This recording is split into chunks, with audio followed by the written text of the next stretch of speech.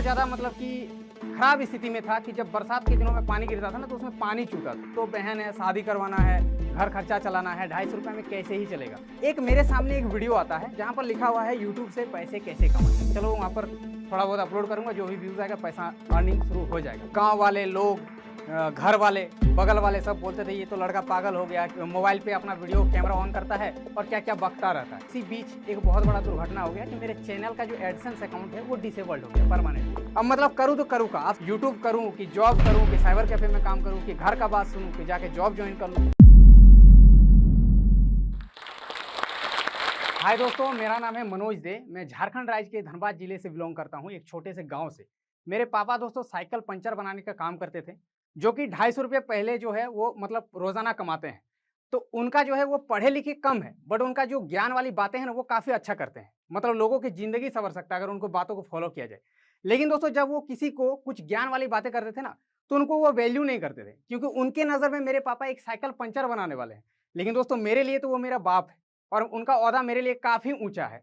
तो मुझे उसी टाइम समझ में आ गया कि इस ज़िंदगी में, इस दुनिया में अगर आपके पास पैसा ना हो, आपका ओहदा ऊँचा ना हो ना, तो कोई भी आपको वैल्यू नहीं करता। सो हाय दोस्तों, आप सबका फिर से एक नए ब्लॉग पे स्वागत है। सो दोस्तों अभी आप लोग देख रहे हो मेरे पीछे है जो स्टॉक का लोगो, तो आप लोगों को पता चल ही गया होगा मैं हूँ अभी जो स्टॉक के स्टूडियो पे और मैं जो स्टॉक के मंच पे अभी खड़ा हूँ। तो दोस्तों अभी जो ये वीडियो क्लिप आपने देखा ना, ये इसे कहते हैं व्लॉग्स बनाना, ब्लॉगिंग करना, वीडियोस बनाना। आज के डेट पे दोस्तों मैं यही काम करके, ब्लॉग्स बना करके, वीडियोस बना करके यूट्यूब के थ्रू 2.5 लाख रुपए कमा रहा हूँ। तो आप लोगों को दोस्तों आज की इस वीडियो में मैं आप लोगों को पूरा अपना यूट्यूब का जर्नी बताऊंगा कि मेरा जन्म से लेकर के जो यूट्यूब का जो सफर रहा, मैं कैसे मतलब इसको कंप्लीट किया, मुझे क्या क्या झेलना पड़ा। तो आप लोगों को इससे काफी ज्यादा मोटिवेशन मिलेगा, आप भी अपने लाइफ में कुछ अच्छा कर पाओगे।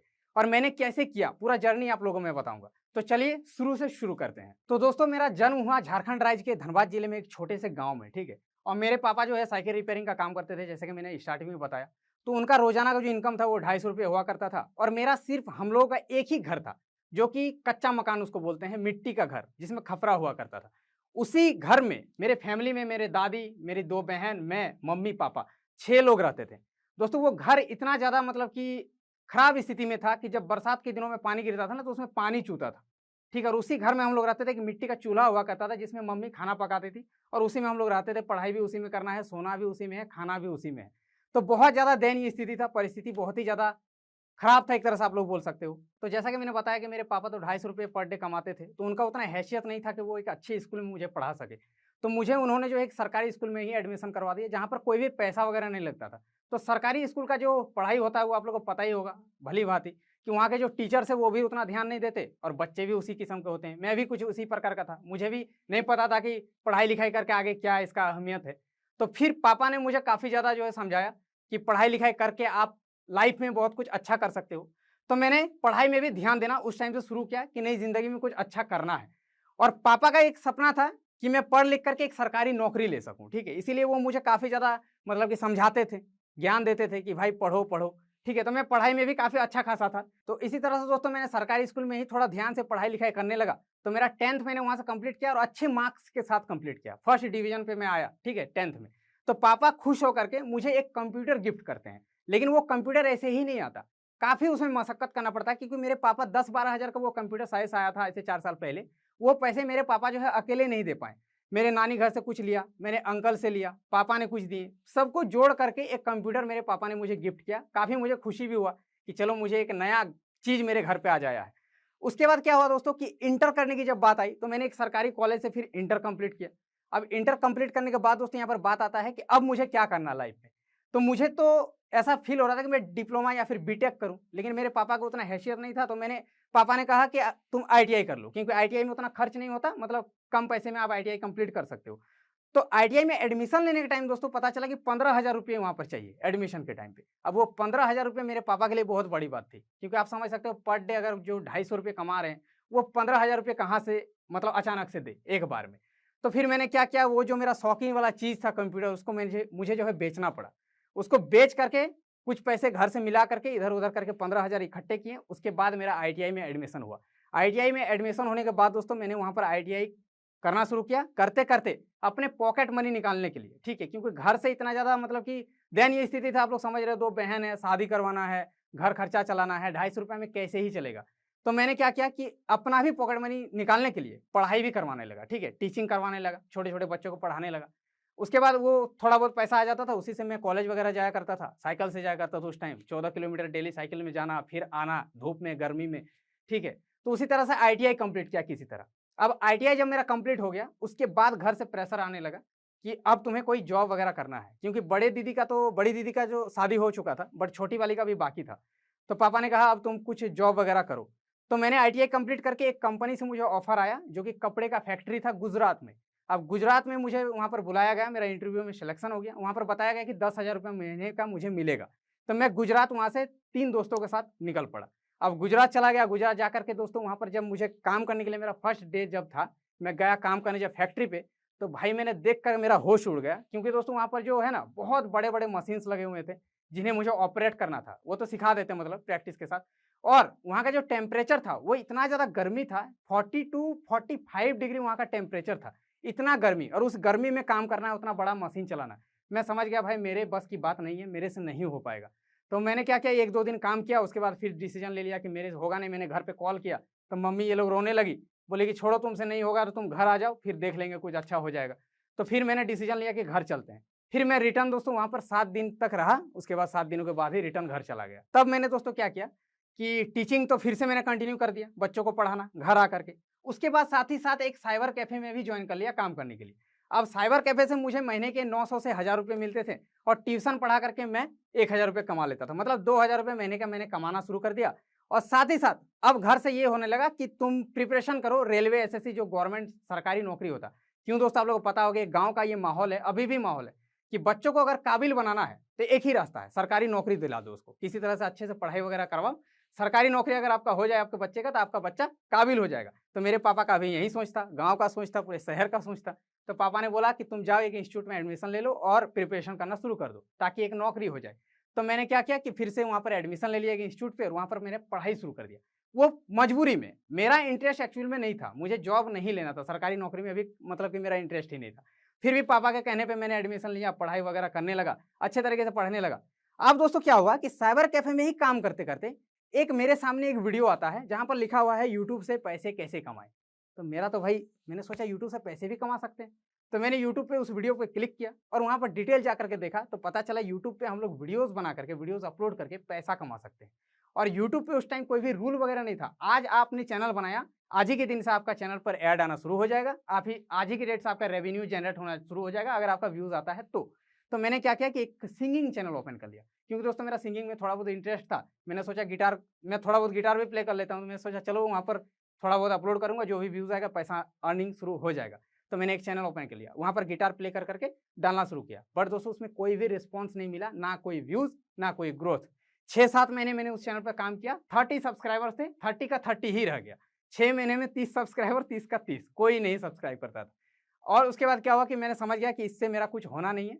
फिर मैंने दोस्तों एक और यूट्यूब चैनल बनाया, कुछ गाँव के लड़कों के साथ, कॉमेडी चैनल, अमित भड़ाना को देख करके। तो फिर दोस्तों मैंने उस कॉमेडी चैनल को कंटिन्यू किया 6-7 महीने, उसमें भी काम किया, बट उसमें भी कोई भी ऐसा कुछ रिस्पॉन्स देखने को नहीं मिला। फिर उसको भी मैंने बंद कर दिया। अब दोस्तों मैंने फाइनली डिसीजन लिया, मैंने सोचा कि मैं आखिर क्या वीडियोज़ बना करके लोगों को कुछ सिखा सकता हूँ, कुछ जानकारी दे सकता हूँ, क्या अच्छा कंटेंट बना सकता हूँ। तो मुझे पता चला कि मैं टेक कैटेगरी पे अच्छा कुछ कर सकता हूँ। क्यों दोस्तों, मेरा इंटरेस्ट था। मैट्रिक से ही मेरा फ़ोन में इलेक्ट्रॉनिक गैजेट्स, लैपटॉप्स, ये सब पे काफ़ी ज़्यादा इंटरेस्ट था। तो मैंने एक टेक चैनल फाइनली ओपन किया, टेक्निकल मनोज के नाम से, और उसपे मैंने टेक वीडियोज़ अपलोड करना शुरू किया। कोई एप्लीकेशन का रिव्यू कर देना, कोई लॉन्चर के बारे में बता देना, फ़ोन के बारे में बता देना। तो उस वाले चैनल पर मुझे अच्छा खासा रिस्पॉन्स देखने को मिला। ठीक है, कंटिन्यू मैंने वीडियोज़ बनाना शुरू किया, कुछ-कुछ व्यूज़ आने लगे। एक-एक दिन में 1-1, 2-2 डॉलर बनना शुरू हो गया, ठीक है। तो उसी तरह से चलता रहा। अब क्या हुआ, उसमें काम करते-करते दोस्तों घर से अब प्रेशर आना शुरू हुआ कि तुम्हें कुछ करना है, कुछ करो, काम करो। 8-10 हज़ार महीने में नहीं आएगा तो कैसे काम चलेगा? मैं तो मतलब 2000 कमाता था, तो वो तो मेरा पढ़ाई-लिखाई में ही चला जाता था। घर पे मैं कुछ भी हेल्प नहीं कर पाता था। तो फिर घर से प्रेशर आने लगा।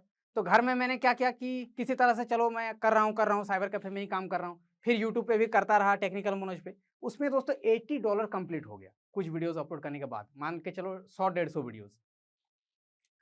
$80 जब कंप्लीट हो गया, उसके बाद मैंने घर पे बोला कि मैं यूट्यूब पे वीडियोज़ बनाता हूँ, मेरा $100 होने के बाद, जो कि 7,500 के करीब होता है, वो पैसा मेरा पेमेंट आने वाला है यूट्यूब के थ्रू। आप लोग हड़बड़ाओ मत, आप लोग बहुत प्रेशर कर रहे हो कि जॉब करो, पैसा मैं यूट्यूब से ही कमाऊँगा। तो घर पे पापा तो शौक हो गए कि ऐसा कैसे हो सकता है, कोई वीडियो डाल करके कहीं पे कैसे मतलब पैसा आ सकता है। मुझे बोलने लगे तुमको पागल बना रहा है, ये सब में ध्यान मत दो, पढ़ाई लिखाई में ध्यान दो। डांट भी सुना मैंने घर से। फिर मैंने बोला नहीं, थोड़ा वेट करो, 1 डेढ़ महीने के अंदर में ही पेमेंट आ जाएगा। अब दोस्तों उसी बीच एक बहुत बड़ा दुर्घटना हो गया कि मेरे चैनल का जो एडसेंस अकाउंट है वो डिसेबल्ड हो गया परमानेंटली। क्योंकि दोस्तों यूट्यूब का जो गाइडलाइंस होता है, रूल रेगुलेशन, उसके बारे में मुझे अच्छे तरीके से जानकारी नहीं था।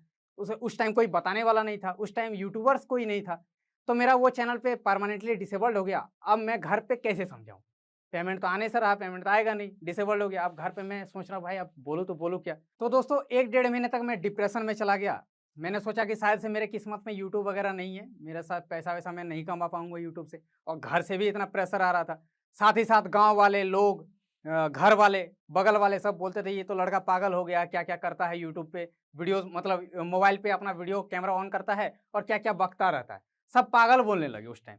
और मैं भी मतलब कि डिमोटिवेट हो गया कि शायद से मैं कुछ प्रूव भी नहीं कर पाऊँगा किसी के लिए कि मैं कुछ कर रहा हूँ। तो मैंने 1 डेढ़ महीने तक पूरा यूट्यूब छोड़ दिया।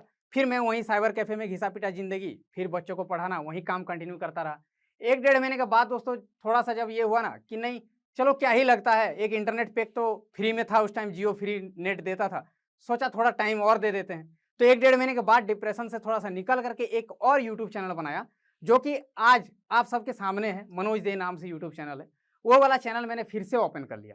फिर से ओपन किया तो उस टाइम दोस्तों क्या हुआ, एक इंसिडेंट, यूट्यूब का एक नया रूल आ गया कि अब आपका चैनल मोनेटाइज तब होगा जब आप 4000 घंटा वॉच टाइम कंप्लीट करोगे, 1000 सब्सक्राइबर्स कंप्लीट करोगे।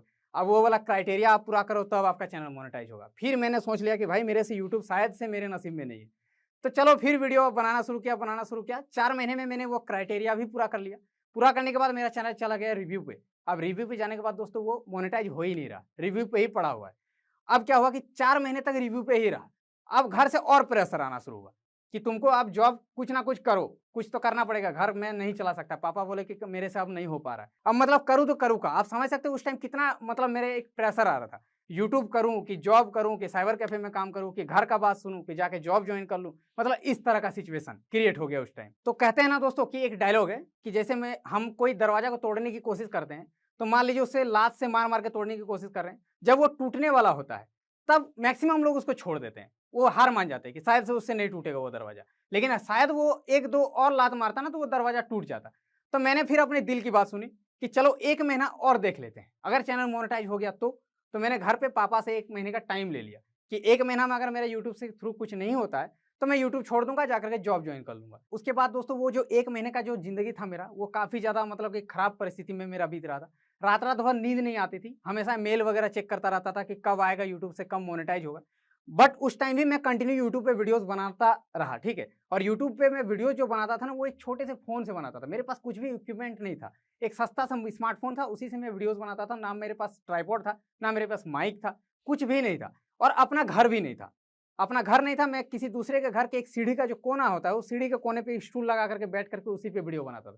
कभी-कभी आउटडोर जाकर के, जंगल तरफ जाकर के अकेले में, ताकि कोई देखे नहीं, क्योंकि लोग तो भाई पागल बोलते थे कि क्या कर रहा, नहीं कर रहा। तो उसी बीच 1 महीने तक वीडियोज़ बनाता गया और फाइनली एक दिन ऐसा आया कि सुबह मेरे पास मेल आता है कि यूट्यूब की तरफ से मेरा चैनल मोनेटाइज हो गया। उस टाइम मैं काफ़ी ज़्यादा खुश हुआ, इतना ज़्यादा खुश हुआ कि मैं अपना खुशी ज़ाहिर नहीं कर पा रहा था किसी से, क्योंकि कोई समझता भी नहीं था कि यूट्यूब आखिर क्या होता है, नहीं होता है। तो फाइनली चैनल तो मोनेटाइज हो गया। मोनेटाइज जब हुआ दोस्तों मेरा चैनल, उस टाइम मेरा 33,000 सब्सक्राइबर्स बन चुका था उस चैनल पर, क्योंकि 8 महीने के बाद चैनल मोनेटाइज हुआ। तो 33,000 सब्सक्राइबर होने की वजह से मेरे चैनल पर व्यूज़ अच्छा खासा उस टाइम आना शुरू हो गया था। तो क्या हुआ कि एक ही महीने में मेरे चैनल पर 100 वाला जो डॉलर वाला जो होता है माइलस्टोन, वो कंप्लीट हो चुका था। $200 मैंने कमा लिए 1 महीने में। $200 होता है 14,000 के करीब। अब वो 14,000 दोस्तों फर्स्ट पेमेंट मेरे बैंक पे आता है, और ये 14,000 रुपये आप समझ सकते हो कि कितना बड़ा अमाउंट हो सकता है एक गरीब फैमिली के लिए, जिसके पापा सिर्फ ₹250 पर डे कमाते थे। मतलब महीने में आप समझ सकते हैं 6 से 7,000 रुपया, और एक ही बार में बैंक में जब 14,000 आता है तो वो खुशी अलग लेवल का खुशी होता है। तब मैंने जाके घर पे बोला तो पापा, घर वाले, मम्मी, दादी, सब कोई बहुत ज़्यादा खुश हुई कि हाँ, इन्होंने सच बोला था। उस टाइम मैंने प्रूव किया कि हाँ, यूट्यूब से पैसा आता है। तो दोस्तों उसके बाद क्या हुआ कि लोगों का भर-भर के मेरे वीडियोज़ पे प्यार आने लगा। चैनल तो रॉकेट की तरह चलने लगी, ठीक है? 1 साल में मैंने जो 1000 में इनकम करता था, वो मेरे लाखों में बदल गया। आज के डेट पे दोस्तों मैंने यूट्यूब के थ्रू काफ़ी सारा चीज़ खरीदा हुआ है। लाइक एक 25 लाख का तो मैंने कार ही ले लिया, एक प्लॉट खरीदा, अपना घर भी बना रहा हूँ, मम्मी-पापा का लाइफ़स्टाइल ही पूरा बदल दिया। एक कच्चे से मकान में रहते थे, आज मेरे पास अच्छा खासा घर है। अब नया घर भी एक बन रहा है। लैपटॉप, महँगे-महँगे फ़ोन्स, सब कुछ मेरे पास आज की डेट पे है, मतलब हर एक कुछ है। तो दोस्तों मैंने यूट्यूब से तो काफ़ी कुछ अचीव किया है, लेकिन मेरे लिए सबसे बड़ा जो अचीवमेंट था वो था पापा को रिस्पेक्ट दिलाना। जब मेरे पापा पंचर बनाते थे तो उस टाइम मेरे पापा का बात को कोई भी वैल्यू नहीं करता था, मैंने जैसा बताया। और आज के डेट पे लोग उनके बातों को काफ़ी अच्छे से सुनते हैं, तो ये मेरे लिए सबसे बड़ा अचीवमेंट था। आज लोग बोलते हैं कि देखो वो मनोज दे के पापा है, तो आज मेरे नाम से पापा का नाम पहचान में आता है, ये बहुत बड़ी बात है, जो कि आप लोगों के भी दिल में ये चीज़ होना चाहिए। आपके पापा का नाम आपके थ्रू से हो, तो ये बहुत बड़ा अचीवमेंट है आपके लाइफ में। तो दोस्तों आप सबके मन में एक डाउट तो अभी होगा कि उस टाइम तो आपने मतलब मैं तो यूट्यूबर बन गया क्योंकि उस टाइम कंपटीशन कम था, लेकिन ऐसा सीन नहीं है। जब मैं यूट्यूब पे आया था उस टाइम भी कंपटीशन था और आज भी कंपटीशन है, और अगर आप चाहो तो कंपटीशन नहीं है, सब आप पे डिपेंड करता है। कंपटीशन बोल के कुछ नहीं होता। आज के डेट पे रिसेंटली बहुत सारे यूट्यूबर्स आज उभर करके आ रहे हैं, आप लोगों को पता होगा सौरभ जोशी सबसे बड़े ब्लॉगर, तो आप भी कर सकते हो। वो रिसेंटली ही चमका है यूट्यूब पे, वो ज़्यादा कुछ हार्ड नहीं है, सिर्फ आपके पास एक स्मार्टफोन होना चाहिए और आपके पास नॉलेज होना चाहिए। आपको ऐसा नहीं कि अच्छा कैमरा चाहिए, माइक चाहिए, इसे कुछ नहीं, एक स्मार्टफोन अगर हो तो आप यूट्यूब पे चैनल बना करके यूट्यूब जर्नी को स्टार्ट कर सकते हो। बस आपके पास तो 3 चीज़ होना चाहिए, वो है पैशंस, ठीक है, आपका लगन और मेहनत। ये 3 चीज अगर आपके अंदर में है तो आप यूट्यूब पर आराम से ग्रो कर सकते हो। तो दोस्तों अब मैं थोड़ा सा एक लाइन आप लोगों को बोलना चाहूंगा। देखिएगा कि मैक्सिमम लोग अपने किस्मत को हमेशा दोष देते हैं कि मेरे किस्मत में शायद ये चीज नहीं है, मेरे से ये चीज नहीं हो पाएगा। तो मेरा भी जर्नी काफी हार्ड रहा।